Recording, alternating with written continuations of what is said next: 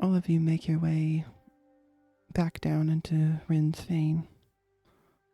As you do so, you can see Felice with the torch praying, and Celeste sort of points you down. You can make your way down there. I'm sure Mother Rin will be happy to hear what you have to say. I guess so. Felice gives a bow as she sees all of you, and she'll pass the torch, or she'll leave the torch there for all of you and head up and smile as she walks by and says, if any of you are not too busy after this, my tent is always open. And she smiles with her new bee-like features, and her antennae sort of flick through the air as she walks away.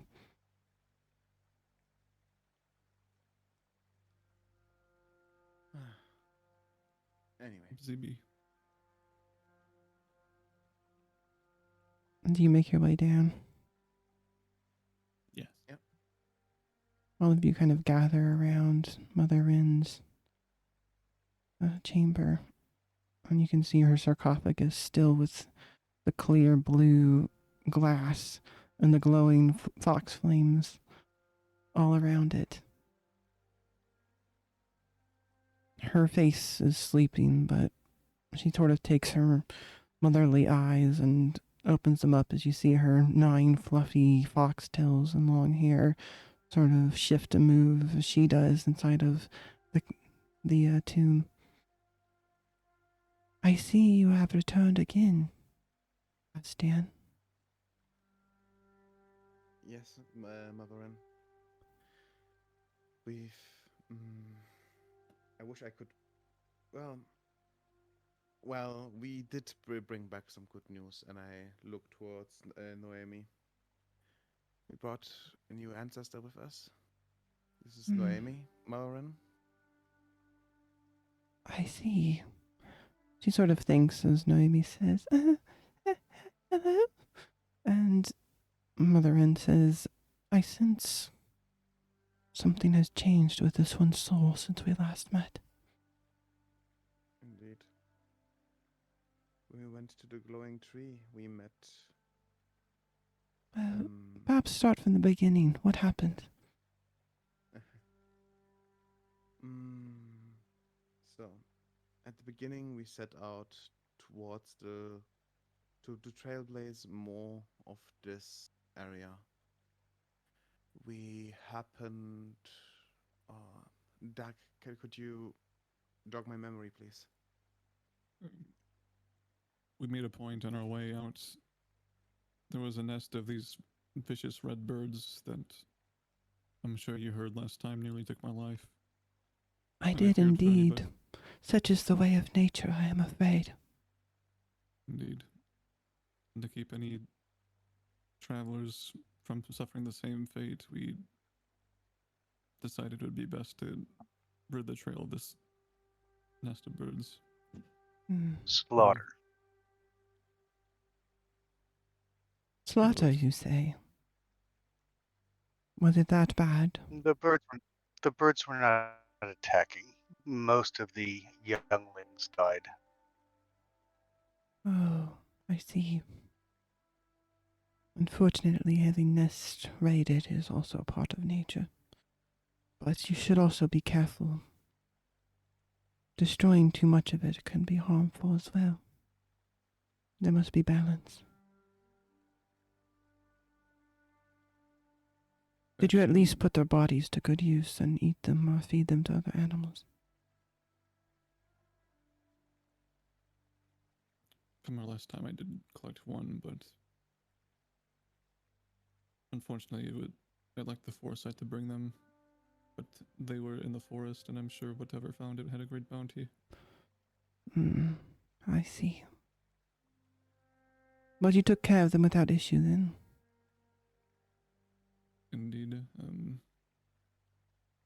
I sense a connection to the birds from you. I think your name is Yargle, is that correct?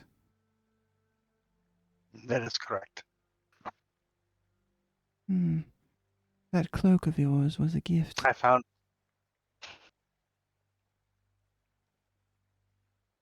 What did you find? Yes. Purpose? Purpose, huh? Perhaps. I need to explore it further. Hmm. Nature and the lands can be strange and finicky. Sometimes the wind blows in your direction and sometimes it does not. Just as it does for the birds.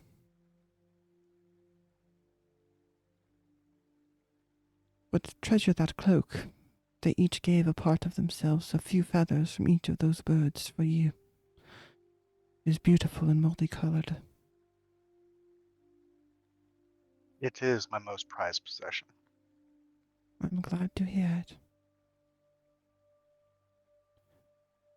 And what is it that you did that earned the love of these birds? I renounced my name and my association with the 10 Isles, and I dedicated my life to communing with and learning more about nature. An oath, I see. If you follow your oath, I'm sure you will find your answers that you seek. But know the spirits of That is my nature, hope. they vary from place to place. Like different people. Yes, they can be quite precocious.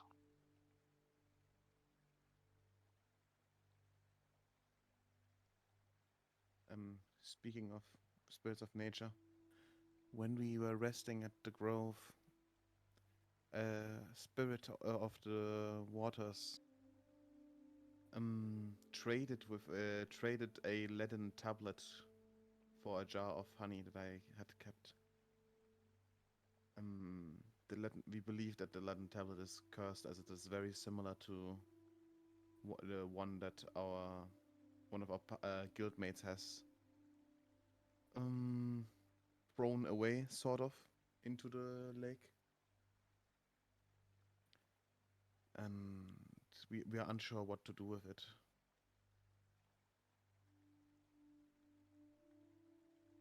We can't exactly destroy it for fear of spreading the curse to everyone on this isle. Nor can we really deal with the curse ourselves. Do you have perhaps a suggestion that we could, or a direction that we could put this? Cursed tablets were common things in my time. It was a Lycinian practice, though I think it spread elsewhere. If someone was your enemy, or caused you great strife, you would make one and seal it. Bathhouses were abandoned because someone threw a tablet at the bottom, as they were forced to run home without their clothes on after someone stole everything from them while they were in the bath. These things were common occurrences. I'm not sure what the nature of the curse is on that tablet you carry, but it carries fell magic in it, the magic of curses, and the knowledge therein. In order to learn it, you will have to risk exposing yourself to it if you wish to. But, with that said, every curse, as much as it is a lock, it is also a key. You cannot understand how to undo a curse without understanding how to do it in the first place. So you're saying that perhaps I have to study the curse to be able to remove it? Correct, but you do not have to. I do not believe you are cursed. No, not yet. I just don't want anyone else to fall to this. Indeed. If you wish to learn more, you should either take it or give it to someone who wishes to learn the nature of these blessings and boons that derive themselves from the same level of magic. It is something that can be well studied and learned, but also practiced in other manners. I'll consider it. Indeed, in my time, those who practiced them were called witches and warlocks. And they often learned these passages through dark gods and other evil creatures, but some of them were good and holy.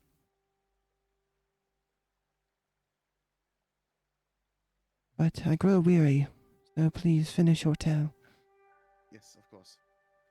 So, after we've spent some time at the grove, we traversed towards the glowing tree. I look over the deck and say, if there's anything that I forget that was important, please do fall into my word. And then I continue. We went towards the tree and started to approach it. It was a very beautiful tree, actually. And there were sheep spirits all around. The pillars around there contained fawn names of the sheep kind, you know, mutton and the such. And Mutwan and Drebus, I believe it is. yes, those two.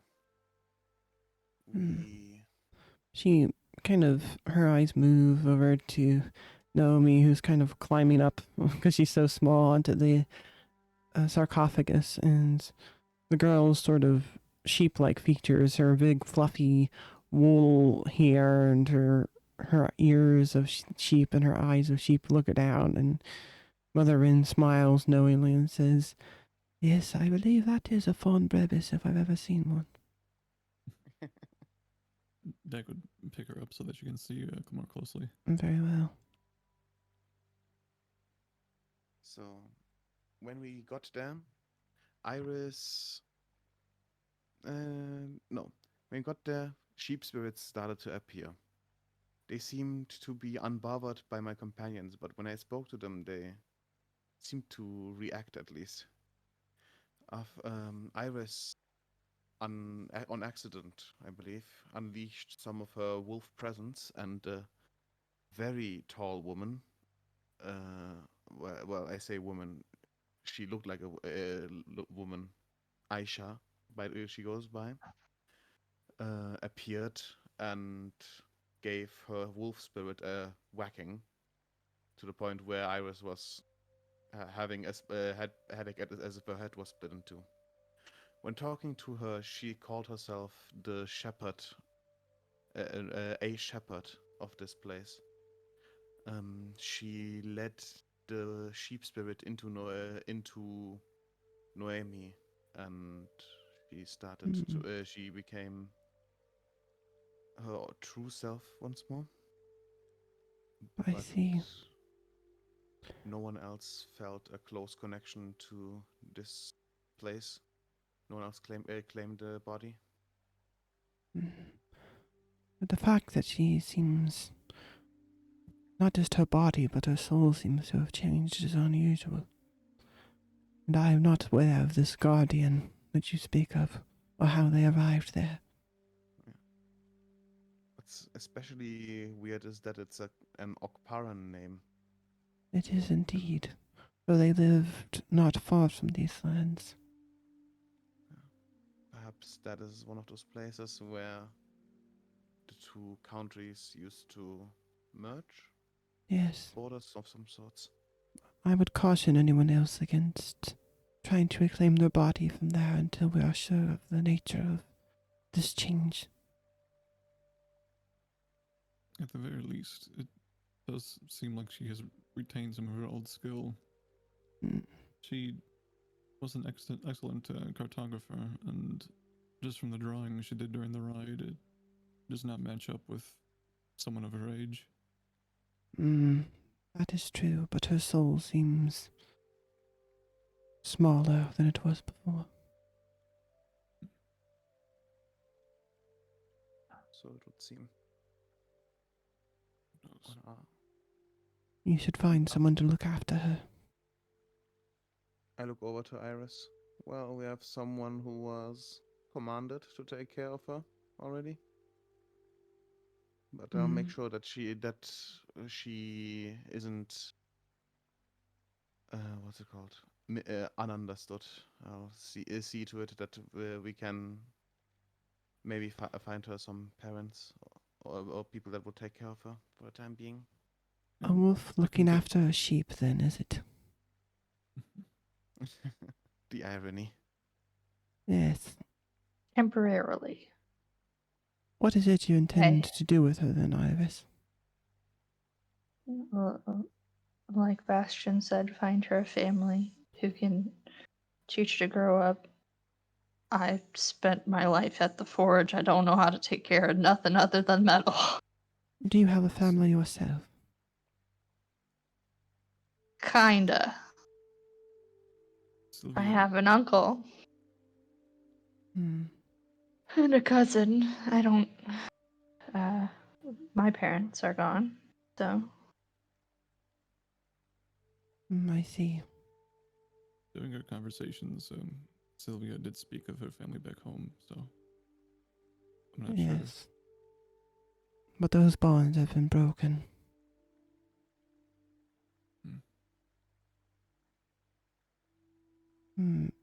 You swore to look after this one? There was no oath, but I would as well. Say this again. I did not make an oath, but Sylvia was a dear friend of mine, and I would lay down my life for her. I cannot promise if she will return to how she was or not. Whatever happened is beyond my knowledge, I'm afraid. I do have a fond noble. Perhaps Bastion or Celeste can speak to the Mutton family and get her a place there. I'm sure they'd welcome the first of their kind. Perhaps so. But her place is not on Tin's Isle anymore. I would suggest you take her with you, and before your journeys, perhaps leave her somewhere safe. I'm sure there will be plenty of people willing to look after her. Indeed. I don't plan on leaving here for a while, so at least while I'm in the camp, I'll take care of her. Very well. Be I aware. too. Thank you. And do be aware that, magic again stirs within her body. I would not leave her on Tin's Isle for longer than necessary, for I doubt she has the comprehension to understand the difference of these two places. Lest she bring Gloomdagood's eyes upon all of you. That would be very not good. Speaking of things that aren't very good, a giant boar was on our was standing in the way between your fane and the grove. It seemed unnaturally huge, like with tusks that would kill a man in a single blow. I think it would be wise for other people that explore that area to take caution, perhaps even disdain, lest an assault would be hitting us. I understand. Is there anything else you have to report? During the way, Jargle also did a bunch of collecting of different herbs and things, and namely, what was that strange creature that you had a dream of or something? Yes, there was a couple of things of note. One, which I am calling torchweed, is a weedy green looking herb that burns to the touch. When you extract it from the ground, its roots become a flame and will catch any flammable objects it touches on fire. We found a very large clumping of these weeds, and I had a sense that these were associated with the underground movements of a large fire serpent type creature. Mm. Also of note, did we mention the exploding fungi yet? No. Yes, we also ran into some mushrooms, and he pulls 2 of them out of his pouch.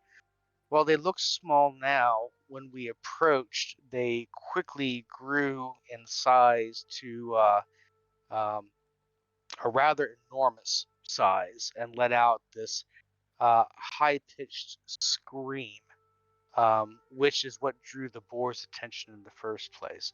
But if you get too close, as you can see from some of the blood coming from my ears, it can be quite painful as well. I would not recommend it. Understood. If those things are still on the path, it might be best if you did an expedition to try to deal with them somehow. Yes, they'll be on the way next time, so it should be dealt with. Very well then. Is there anything else? I was curious if you knew anything about that strange dream plant that Juggle found. What plant was this? It was, there's actually 2 of them. The first one, which I have labeled Bowie Bloom, is a 6-petaled flower that has almost translucent purple petals and Hmm. small thorns from a dark green stem. It only bloomed at I night. I Seemed know to have nothing a. of this plant, but Mm. I've been sleeping for quite some time, and there's many new things that have been burst from the land. The other one is dream petals. They looked like a tulip, but the sleeves were soft, velvety gray. They are what gave me the visions about the fire serpent. I see. Well, I know nothing of those either.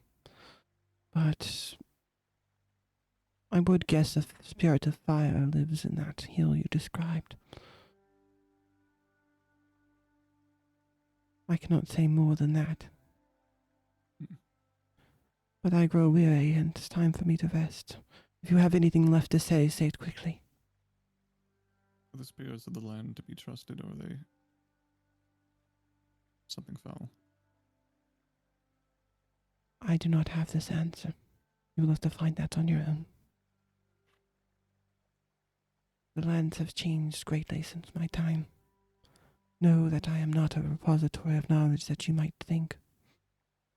Much of what I know has been lost and forgotten and changed by the mist. And even if I know something, I might tell you this, and it could be wrong. Truly, surely wrong.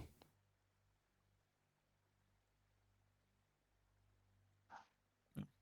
Well, At take... the very least, we appreciate the conversation. Indeed, I always enjoy speaking to my children. But I grow weary. Take leave and rest. And you have done well and know this. And I will see that you are well taken care of until your return.